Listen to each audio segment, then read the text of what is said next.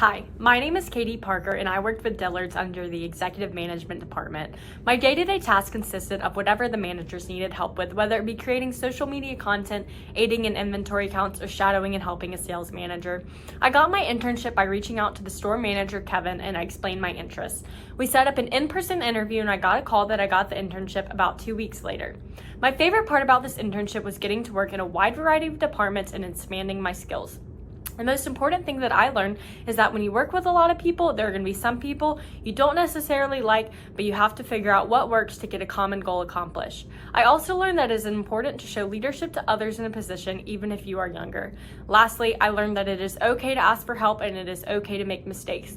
One manager told me, "You are not a surgeon, so you have a lot of room for a lot of mistakes," and that really stuck with me.